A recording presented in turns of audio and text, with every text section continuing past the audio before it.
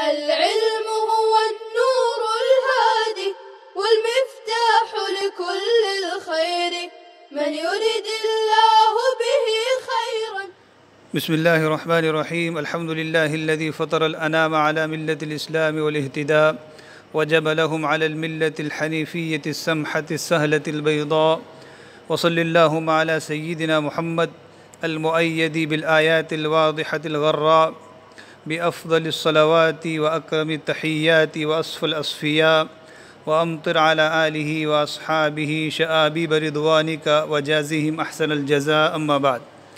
عزیز طلباء کرام، مختارات من ادب العرب کا یہ 38واں سبق ہے، جس کا عنوان ہے المدنیۃ العجمیۃ عند بعثۃ الرسول صلی اللہ علیہ وآلہ وسلم. حضرت مولانا علی میاں ندوی رحمہ اللہ نے اس سبق کا انتخاب حضرت شاہ ولی اللہ رحمہ اللہ کی مشہور زمانہ کتاب حجت اللہ البالغہ سے فرمایا ہے. حجت اللہ البالغہ ایک بہت اہم کتاب ہے، اور اس کے مصنف حضرت شاہ ولی اللہ رحمہ اللہ نابغہ عصر، نادرہ روزگار اور اسلامیان ہند بلکہ عالم اسلام کی ایک عظیم رفیع المرتبت شخصیت ہے. پھر اس سبق کو حضرت نے جس مقام سے، جس کتاب سے اٹھایا ہے، وہ کتاب بھی بہت زیادہ اہمیت کی حامل، بہت اہم اور لاجواب کتاب ہے. اس لیے اصل سبق شروع ہونے سے پہلے کچھ کتاب اور صاحب کتاب کے بارے میں تعارف کروا دیا جاتا ہے، تاکہ اس مضمون کے پڑھنے اور سمجھنے میں بھی آسانی ہو، اور حضرت شاہ ولی اللہ رحمہ اللہ کی اس عظیم کتاب کے مکمل پڑھنے کی بھی ہمارے اندر ایک شوق اور دلچسپی پیدا ہو. مولانا عبد الحفیظ بلیاوی رحمہ اللہ نے حضرت کا نیچے تعارف فرمایا ہے. تو سب سے پہلے آپ کی ولادت اور وفات کے سلسلے میں لکھا ہے. تو آپ 1114 ہجری میں پیدا ہوئے اور 1176 ہجری میں وفات پائی. آپ حکیم الاسلام، اسلامی فلسفی اور مجدد تھے. نام قطب الدین احمد ولی اللہ بن عبد الرحیم. آپ کا سلسلہ نسب خلیفہ ثانی حضرت فاروق اعظم رضی اللہ عنہ تک پہنچتا ہے، اس لیے آپ کو عمری کہا جاتا ہے. آپ پھلت میں پیدا ہوئے، جو مظفر نگر کا اس زمانے میں ایک قصبہ تھا. پھر دلی میں ہی آپ نے اپنی زندگی گزاری، اور دلی میں ہی مہندیان نامی ایک مقام پر آپ آسودہ خواب ہیں. آپ رحمہ اللہ نے علم دین اپنے والد کے پاس حاصل کیا.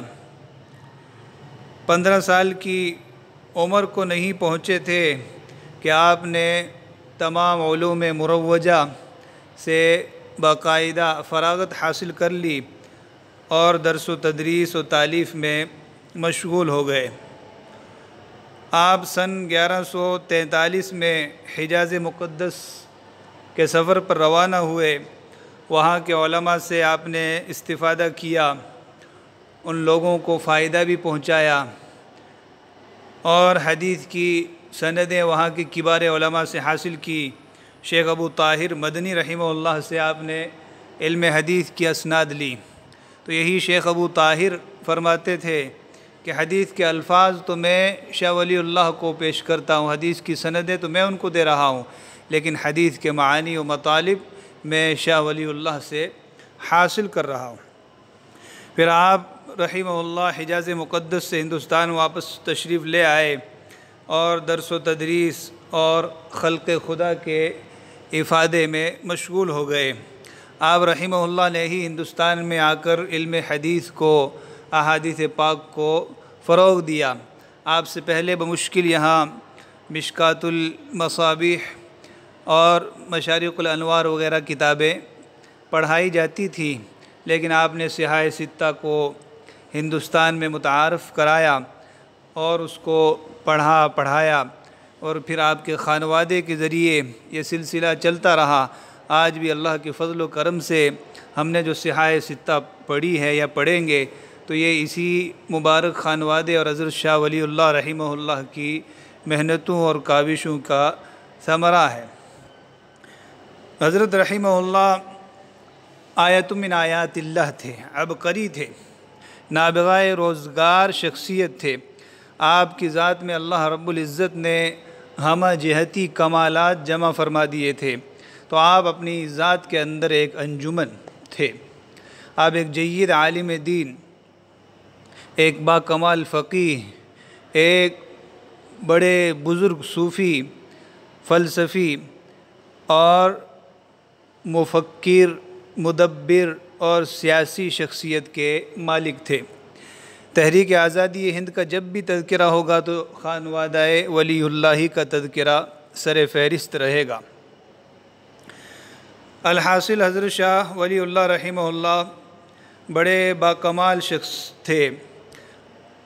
ان کے بارے میں علامہ سید صدیق حسن خاں قنوجی جو بھوپال کے امیر تھے وہ فرماتے ہیں کہ اگر آپ پچھلے زمانے میں پیدا ہوئے ہوتے تو بڑے ائمہ مجتہدین میں شمار ہوتے، تو آپ بیک وقت محدث، مفسر، فقیہ، اصولی، متکلم، فلسفی اور سیاسی تھے۔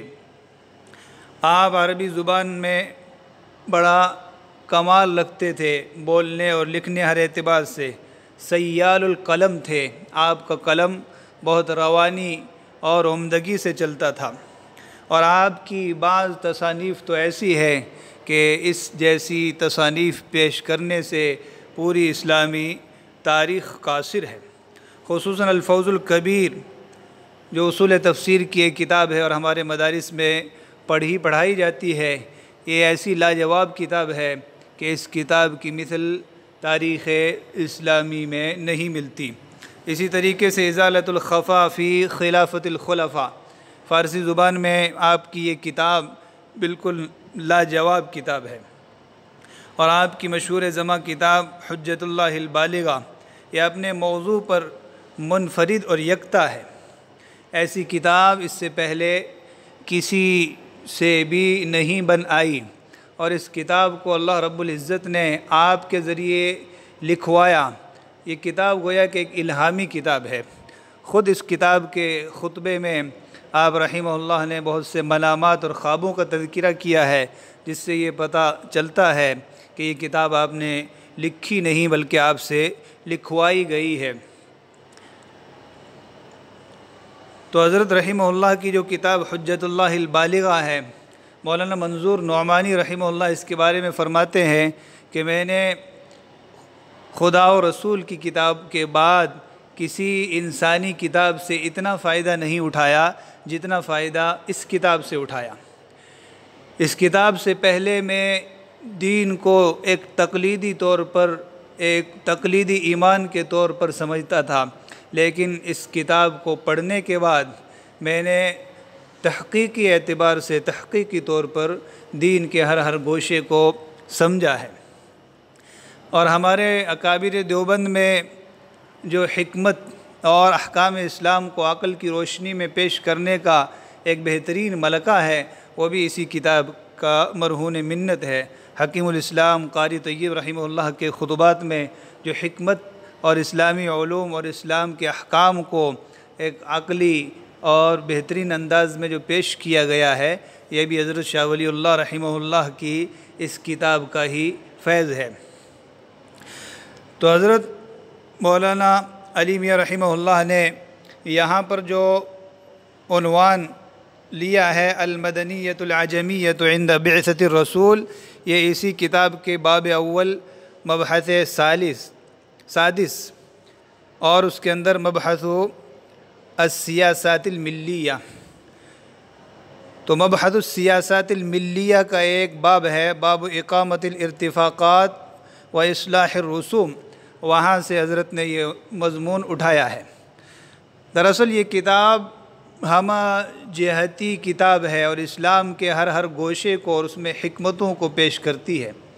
اس کتاب میں اسلامی سیاست کو بھی واضح کیا گیا ہے اور دنیا کی جو حکومتیں چلتی ہے کس طریقے سے وہ کامیابی کے راستے پر گامزن رہ سکتی ہے، عدل و انصاف کس طرح قائم کر سکتی ہے، اور فرد اور معاشرے کی اصلاح کیسے ممکن ہے، ان ساری چیزوں کو حضرت رحمہ اللہ نے اس کتاب میں لکھ دیا ہے۔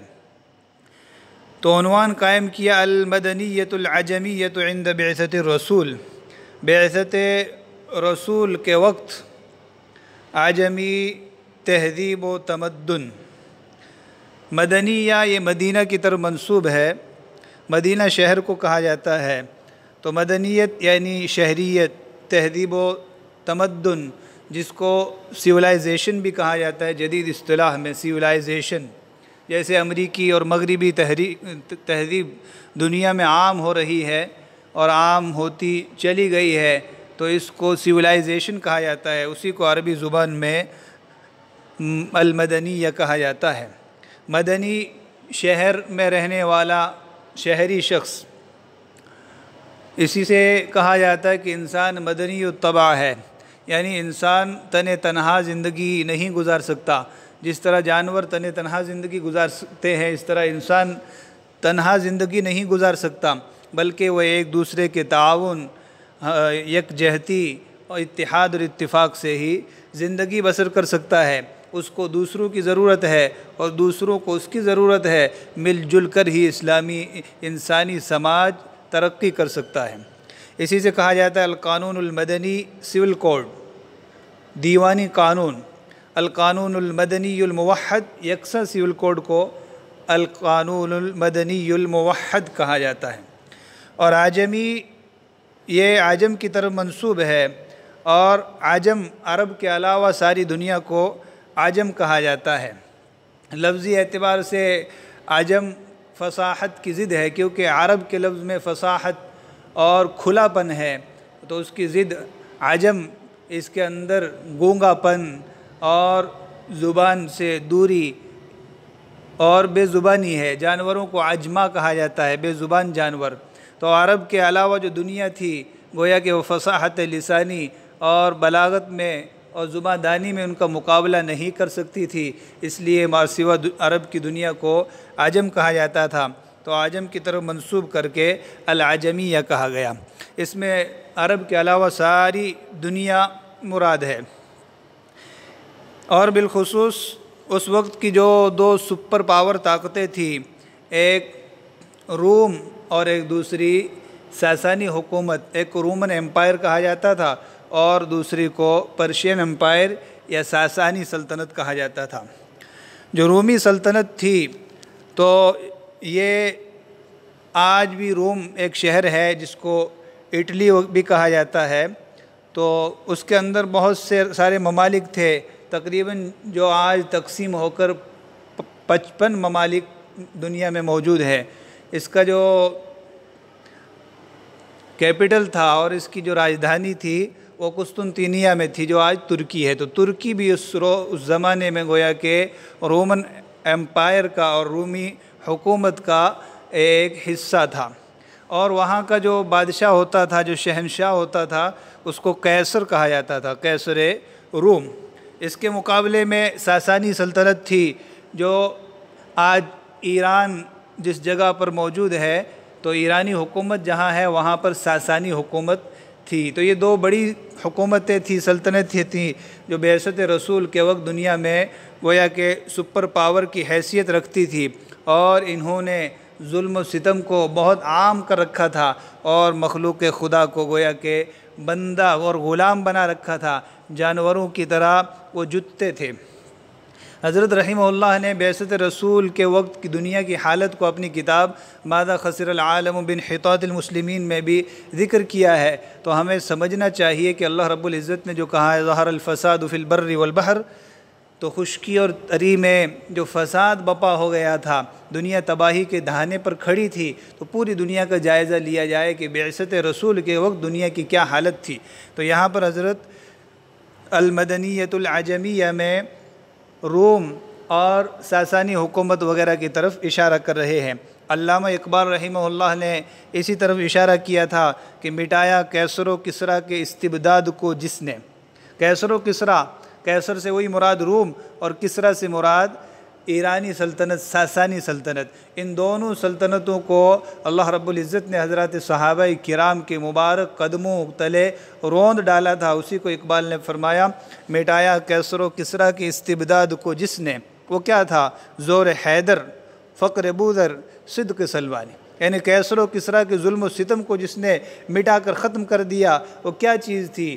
حیدر کرار، حضرت علی رضی اللہ عنہ کی شجاعت، ان کی بہادری، فقر بودر، حضرت ابو ذر غفاری رضی اللہ عنہ کا فقر اور دنیا سے زہد، اور صدق سلمانی، سلمان فارسی کی سچائی ظاہری اور باطنی اعتبار سے۔ تو عند بعثت الرسول، بعثت بعث یبعث سے مصدر ہے، مبعوث ہونا، بھیجنا۔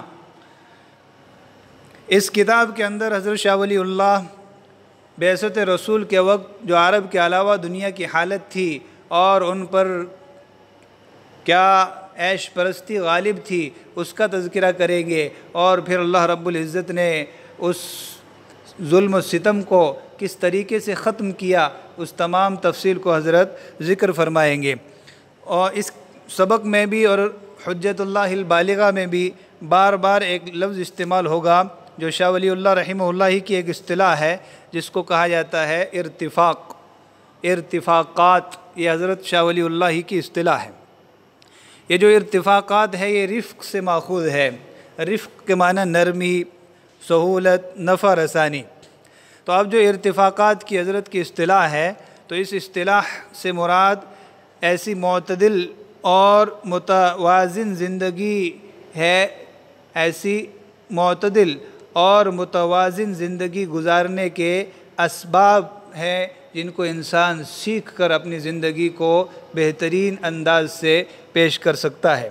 یا دوسرے الفاظ میں ایک انسان دوسرے انسان کے ساتھ کس طریقے سے باہمی تعاون، اتحاد، یکجہتی کے ذریعے فائدہ حاصل کر سکتا ہے۔ تو انسان باہمی آسانی اور نرمی کے ساتھ ایک دوسرے سے کس طریقے سے فائدہ اٹھا سکتے ہیں، ان چیزوں کو اس کتاب میں ذکر کیا جائے گا۔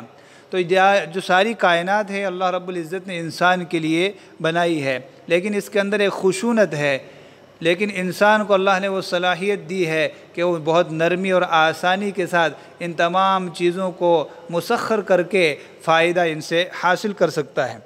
ساتھ ساتھ میں لفظ آئے گا مرافق، تو مرافق کا لفظ بھی اسی معنی میں ہے، گھریلو اور سماجی نظم و ضبط کو مرافق سے تعبیر کیا جاتا ہے۔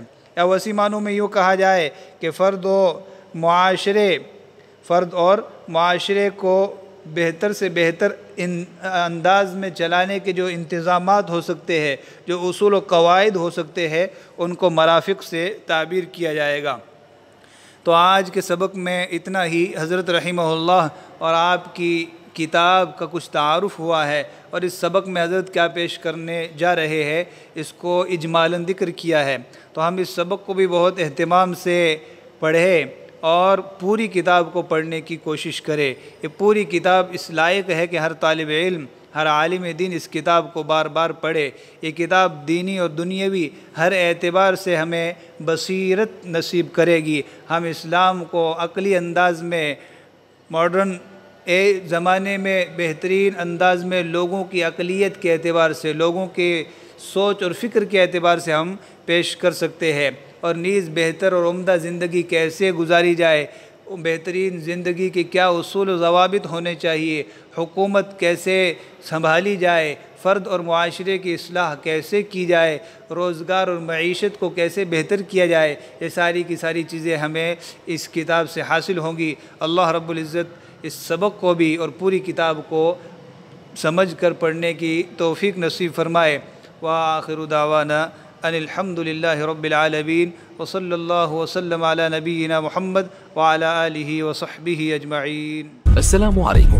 لا تنسوا الاعجاب بالفيديو والاشتراك في القناة تشجيعا لنا لنستمر بنشر المزيد إن شاء الله.